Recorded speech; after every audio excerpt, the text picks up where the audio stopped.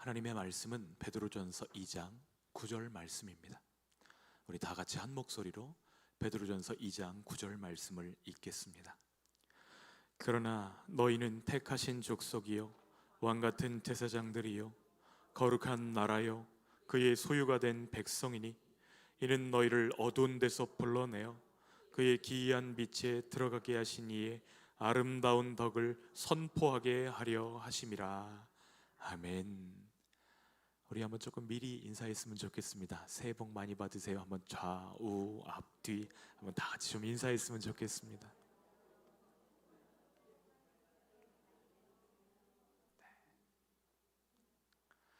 우리 민족은 참 복을 좋아하는 민족인 것 같습니다.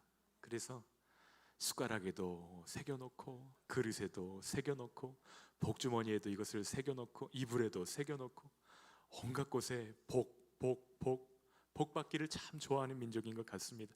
근데 우리 민족만 그런 것이 아니라 중국 사람들도 그렇더라고요. 중국 사람들 가게에 가보면 문 앞에 복자를 거꾸로 매달아서 붙여놓는 것을 볼 수 있습니다. 왜 이렇게 거꾸로 복자를 붙여놓죠? 복은 위에서 내려온다는 생각 때문에 그렇습니다. 믿지 않는 사람들도 이 정도는 알아요. 큰 복은 누가 준다? 하늘이 준다. 하나님이라고 딱 고백하면 참 좋겠는데 복은 위로부터 내려온다는 것을 알고 있습니다. 동서고금을 막론하고 모든 사람들이 다 복받기를 원합니다. 그런데 그렇게 복을 사모하면서도 복의 근원이신 하나님을 찾는 사람들은 많지 않은 것을 보게 됩니다. 왜 그럴까요? 이야기해 주는 사람이 없기 때문입니다. 진짜 복이 무엇인 줄 아니? 하늘 복이 무엇인 줄 아니? 그 복을 주시는 분이 누구신 줄 아니? 이것을 이야기해 주는 사람이 없기 때문에 그렇습니다. 로마서 10장 14절 말씀 함께 읽어볼까요? 그런즉 그들이 믿지 아니하는 일을 어찌 부르리요? 듣지도 못한 일을 어찌 믿으리요? 전파하는 자가 없이 어찌 들으리요? 여러분, 우리가 이 자리에 지금 있는 것도 누군가 우리에게 그 이름을 들려주었기 때문입니다. 예수 믿어야 돼. 예수님이 우리의 소망이야. 그분이 우리에게 생명을 주셔. 누군가 우리에게 전해주었기 때문에 오늘 우리가 이 자리에 있는 줄 믿습니다. 하나님은 우리를 축복의 통로로 부르셨는데 어떻게 하면 복의 근원이신 하나님과 우리가 사랑하는 사람들 사이에 다리를 잘 놓을 수 있을까요? 오늘 베드로전서 2장 9절 말씀 우리에게 그 비밀을 알려주고 계십니다. 복보다 복을 주시는 주님께로 시선을 돌리게 하라는 거예요. 명절에 아이들이 노는 풍경들 여러분 많이 보셨죠? 요 앞에 와서도 애들이 설날 지나고 나면 막 얘기합니다. 아이들이 막 얘기해요. 세뱃돈 받을 때는 그렇게 행복해하고 좋다가 그 기쁨이 이내 사라져 버립니다. 언제 사라지죠? 서로 물어보는 거예요. 야, 너는 얼마 받았냐? 넌 얼마 받았니? 그러면 비교하는 순간 기쁨이 사라져 버립니다. 아이들만 그런가요? 어른들이 설날에 스트레스 받는 이유가 똑같지 않습니까? 사람들마다 많이 가지는 것이 행복이라고 생각합니다. 그러나 아닙니다. 병 중에 버리지 못하는 병이 있습니다. 뭐라고 부르는지 아세요? 저장 강박증이라고 부릅니다. 사용하든지 사용하지 않든지 버리지 못합니다. 왜 그렇죠? 언제 필요할지 모르니까. 그리고 추억 때문에 아까워서 쌓기만 하는데 버리지를 못해요. 나중에는 어디에 쌓아놨는지도 기억을 못합니다. 그래서 가득 쌓여있는데 실제로 쓰지 못해요. 쓰지 못할 뿐더러 가득 쌓여있는 그것들 때문에 스트레스를 받아가지고 행복하지도 못합니다. 우리는 반대로 하기를 원합니다. 이번 명절은 나누는 행복, 또 섬기는 기쁨이 우리에게 충만하시기를 축복합니다. 모든 사람들이 다 움켜쥐려고 할 때 손을 펴서 나누는 사람들, 그들을 통하여 보이는 분이 계시기 때문입니다. 복을 주시는 하나님, 행복의 근원이신 예수님을 우리의 삶으로 드러낼 수 있기를 소원합니다. 왜 행복하죠? 그분이 나를 사랑하시니까요. 왜 행복하죠? 그분이 나와 함께 하시니까요. 하나님의 시선으로 우리 자신을 바라보는 것이 참 행복입니다. 예수님처럼 우리를 바라보시는 아버지가 계시다. 이 세상 단 하나의 보석처럼 나를 아끼시는 하늘 아버지가 계시다. 이것을 기억하면서 이번 명절을 보내시기를 축복합니다. 원광대 다니는 여학생들 200명에게 설문조사를 했습니다. 질문이 참 그래요. 자신이 뚱뚱하다고 생각하십니까? 이 질문으로 설문조사를 했어요. 근데 8%는 저는 매우 뚱뚱합니다 이렇게 답했고요, 38%는 뚱뚱합니다 이렇게 답했어요. 그런데 여대생들이 얼마나 예뻐요. 예쁘고 마르고 그렇잖아요 사실. 그런데 많은 사람들, 대다수의 사람들이 자신은 뚱뚱하다고 생각한다는 거예요. 객관적인 BMI 지수, 비만 지수가 정상 체중인데도 불구하고 과도하게 살을 빼려는 경향들이 있습니다. 혹시 여러분도 그러신가요? 제가 가르쳤던 학생 중에 키가 186cm에 몸무게가 54kg 모델 지망생이 있었습니다. 물었어요. 자기 몸매가 어떻다고 생각해? 이렇게 물었더니 그 친구가 이렇게 대답하는 거예요. 저는 전체적으로 마른 편이지만 복부에 있는 살들이 조금 더 빠졌으면 좋겠다는 거예요. 아니 그 키에 그 몸무게면 뺄 게 어디 있어요. 186cm에 54kg 말랐잖아요. 다이어트 해서 우리가 원하는 것만 속속 살을 뺄 수 있다면 얼마나 좋겠어요. 그렇죠? 그런데 그렇게 빠지지 않잖아요. 살을 과도하게 빼면 우리 장기들도 같이 살이 줄어듭니다. 근육이 감소해요. 건강이 위협을 받는 것입니다. 또 여성 키로 167.6cm, 몸무게 50.8kg, 19살 어린 모델이 있었습니다. 이름이 뭐냐면 아나 카롤리나 레스통이라는 브라질의 패션 모델입니다. 그런데 그 소녀가 19살 어린 나이에 첫 번째 런웨이, 첫 번째 모델로 무대에 섰는데 같이 무대에 섰던 모델들에게 놀림을 받았습니다. 뭐라고 놀렸을까요? 너는 뚱뚱해, 이렇게 놀림을 받았어요. 그래서 마른 모델이 되기 위해서 밥을 굶기 시작하는 거예요. 하루에 한 끼 아니면 한 끼도 먹지 않습니다. 그렇게 2년 동안 시간이 흘렀는데 거식증이라는 병이 오고 나중에는 밥을 먹을 수가 없게 되고, 그러자 21살이란 꽃다운 나이의 세상을 떠나버리게 되는 일들이 벌어졌습니다. 이 레스통 이후에 패션쇼를 진행하는 이 프로듀서들이 마르지 않은 모델들을 일부러 찾았어요. 이런 세태와 이런 문화들을 비판하기 위해서 통통한 모델들을 일부러 찾았습니다. 여러분, 우리가 얼마나 마르면 행복할 수 있을까요? 이것이 세상이 이야기하는 행복의 실체입니다. 거짓말이죠. 우리가 진짜 행복한 것은 복 주시는 하나님, 우리를 사랑하시고 우리를 아시고 우리에게 아들을 주시기까지 우리를 사랑하시는 하나님께로 나아갈 때에 우리 마음속에 숨겨져 있는 진짜 갈증이 해소되는 줄 믿습니다. 최고의 복은 하나님 안에만 있는 것이에요. 그래서 시편 16편 2절 말씀에 시인이 자신의 삶의 고백을 이렇게 쏟아놓습니다. 함께 읽겠습니다. 내가 여호와께 아뢰되 주는 나의 주시오니 주 밖에는 나의 복이 없다 하였나이다. 누구밖에 나의 복이 없다고요? 여러분, 이거 다윗의 고백이거든요. 왕위에 올랐고요, 높은 자리에도 있었고요, 가지고 싶었던 것도 다 가질 수 있는 자리에 있는 사람이 무엇밖에 나의 복이 없다고요? 주 밖에는 나의 복이 없다. 이것을 깨닫고 고백하고 있습니다.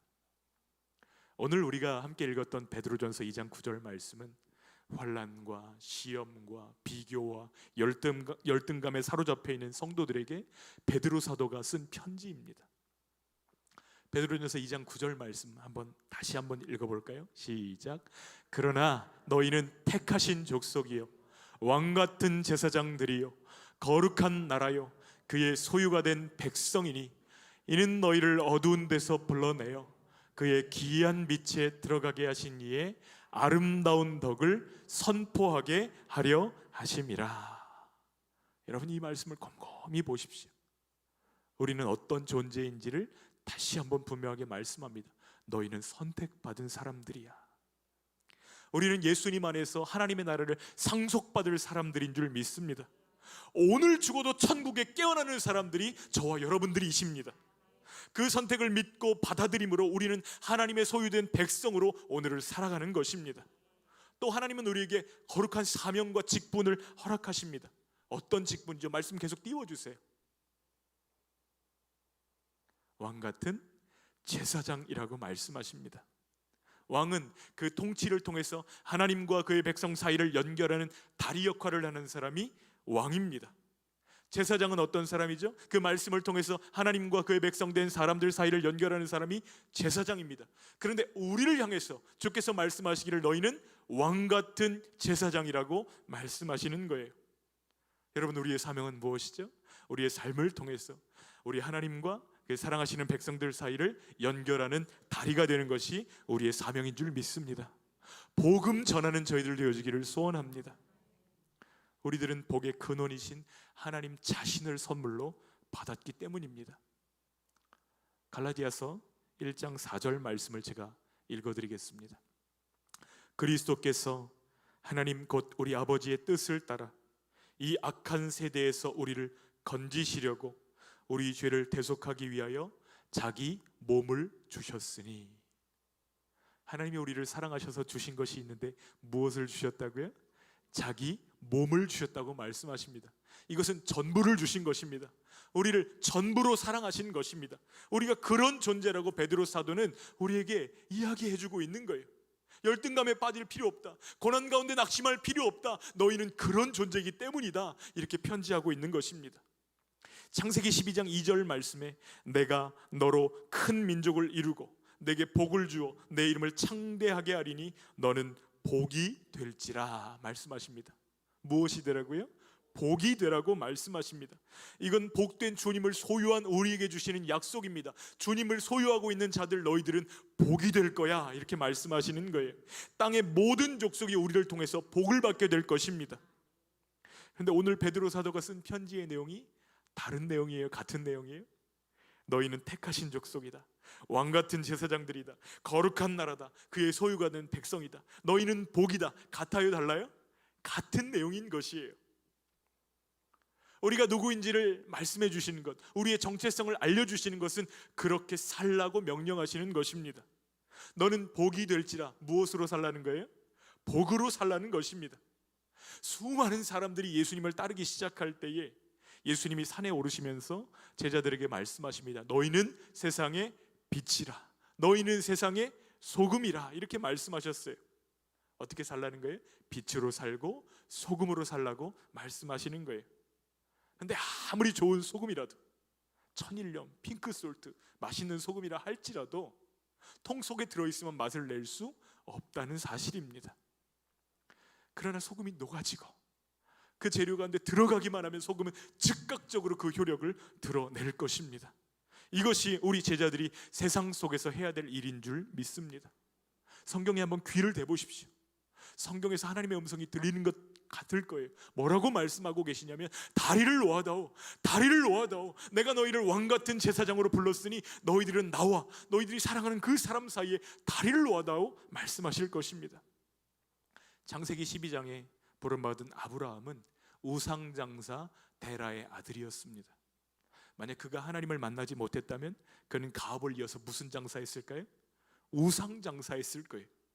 그런데 진정한 복이신 하나님이 아브라함의 삶 가운데 임하셨을 때에 아브라함이 알았습니다. 하나님과 우상을 함께 섬길 수 없다는 사실을 깨달았어요. 그래서 아브라함이 보인 행동이 있습니다. 그의 본토, 친척, 아비집을 떠난 것이에요.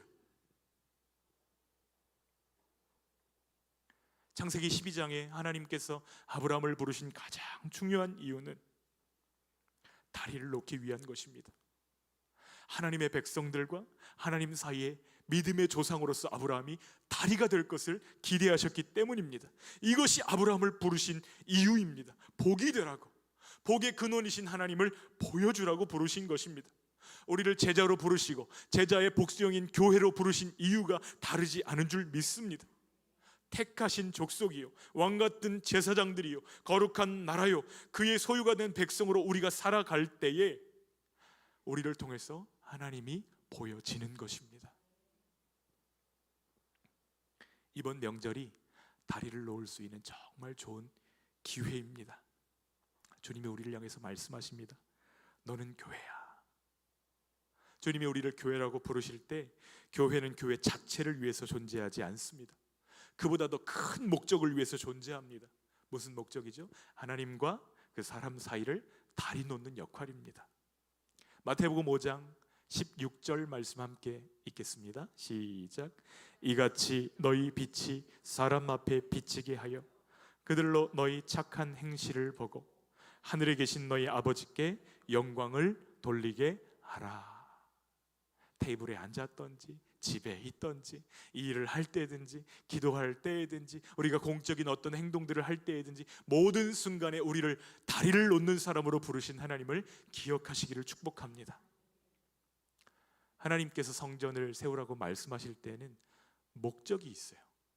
성전은 어떤 곳이죠? 하나님께 예배하고 죄 지은 사람들이 하나님 앞에 나와서 제사를 드리면서 하나님과의 관계를 회복하는 곳이 성전입니다.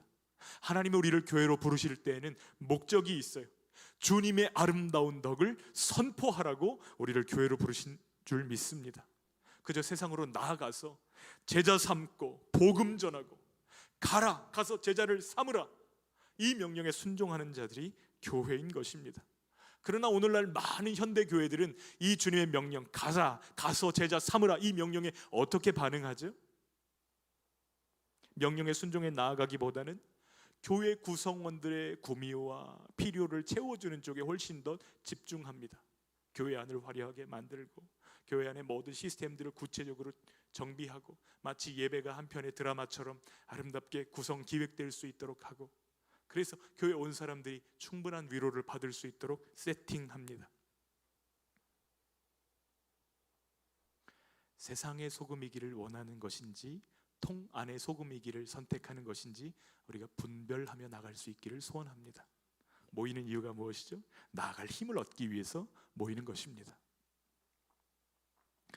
예수님은 가라, 가서 제자를 삼으라는 명령에 약속을 더해 주십니다. 내가 세상 끝날까지 너희와 항상 함께 있으리라 말씀하십니다. 어떤 자들에게 주시는 명령이라고요? 가서 제자 삼기 원하는 자들에게 주시는 명령이라는 것이에요. 그러므로 우리는 거친 세상에서 침몰하지 않는 정도로 만족할 것이 아니라 사람들을 참 빛이신 예수님께로 인도하는 그 역할들을 잘 감당하기를 원합니다. 전광판 광고처럼 우리의 삶을 보면 하나님께서 우리를 기다리고 계신, 하나님께서 당신을 기다리고 계십니다, 이 메시지를 듣고 볼 수 있도록 우리가 이 역할들에 충실하기를 소원합니다. 사진 한 장 보여주세요. 호수가 하늘을 완전하게 담아내고 있습니다. 우리는 이 땅에 살지만 우리가 하나님을 사랑하고 하나님의 명령에 순종할 때에 우리를 통해서 하나님을 담아내게 하시는 은혜, 그 은혜 주시기를 소원합니다. 일전에 제가 인도에서 사역하시는 선교사님 이야기를 들은 적이 있습니다. 선교사님이 사역하는데 인도에서 사는 원주민, 힌두교를 믿는 원주민 한 사람이 찾아와가지고 선교사님에게 간곡히 부탁하는 거예요. 선교사님, 얼굴 빛나게 하는 그 약 좀 저에게 주십시오. 아니, 도대체 무슨 얘기를 하는 겁니까? 그랬더니 그 원주민이 의아해하면서 말하는 거예요. 아니, 당신네 그리스도인들은 한결같이 빛나는 얼굴들을 하고 계시지 않습니까? 그러니 약인지 화장품인지 제가 잘 모르겠지만 그거 저한테 주십시오. 아니, 줄 수 없으면 저한테 좀 파십시오. 이렇게 이야기하는 거예요. 여러분, 그런 약이 있을까요? 그런 화장품이 있을까요? 구약의 모세가 이 약을 얼굴에 발랐습니다. 그의 얼굴에 광채가 났습니다. 그저 하나님과 함께하고 하나님께 머물고 하나님께 말씀을 듣고 하나님과 마음을 통하면서 40일 동안 시내산에 머물렀을 뿐인데 하나님의 영광의 광채가 모세 얼굴에 드러나서 사람들이 그를 마주 바라볼 수 없을 만큼 빛나는 상태가 되었습니다. 또 신약에 보면 스데반 집사님의 얼굴이 해같이 빛났다고 기록하고 있습니다. 예수님이 보좌 우편에서 일어나셔서 자신을 내려다보고 계시는 장면을 주목했을 때 예수님 얼굴에 있던 빛을 예수님께서 스데반에게도 비춰주신 것입니다. 여러분, 우리는 어떤가요? 우리가 주님 때문에 기뻐하기만 해도, 우리가 예수님 때문에 웃기만 해도 전도가 되는 줄 믿습니다. 그죠? 우리가 주님 때문에 마음의 평강을 얻고 얼굴이 빛나기만 해도 사람들이 궁금해할 거예요. 화장품 뭐 써? 이렇게 물어볼 거예요. 옆 사람에게 한번 물어보십시오. 화장품 뭐 써?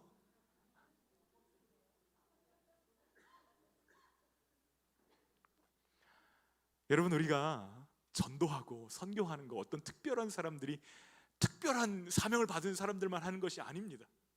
그저 우리가 예수님 모시고 살고 예수님 안에 기뻐하고 예수님 사랑할 때 전도가 자연스럽게 되어지는 것입니다.